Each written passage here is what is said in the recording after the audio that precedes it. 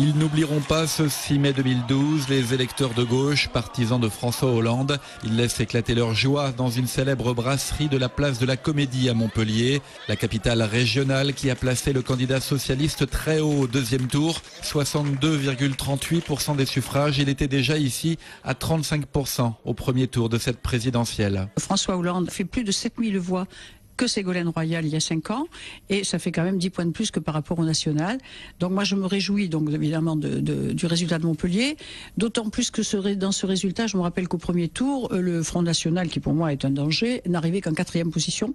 Donc vous avez pu voir, Montpellier aujourd'hui est une ville qui est à gauche, qui a voté à gauche.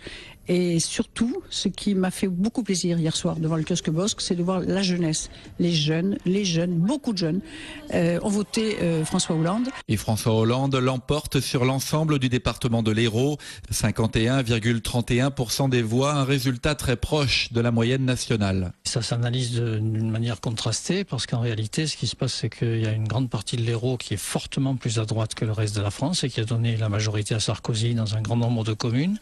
Et puis, il y a la ville de Montpellier qui représente un quart des électeurs à peu près et qui, elle, est beaucoup plus à gauche que le reste de la France et a fortiori que le reste de l'Hérault. Et c'est l'addition des deux qui donne un Hérault à peine plus à droite que la moyenne française. Et dans le reste du département, le littoral et le Biterrois confortent leur positionnement à droite. À 7, Agde et Béziers, Nicolas Sarkozy termine en tête. À l'UMP, on prend acte de la défaite, mais on pense déjà aux prochaines échéances électorales. 48% des Français sont exprimés pour la droite et le centre-droit.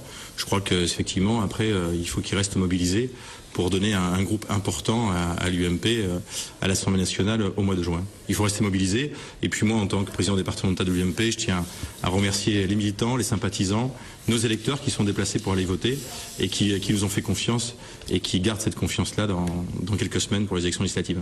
Des législatives dont le premier tour aura lieu dans 5 semaines, ce sera le 10 juin.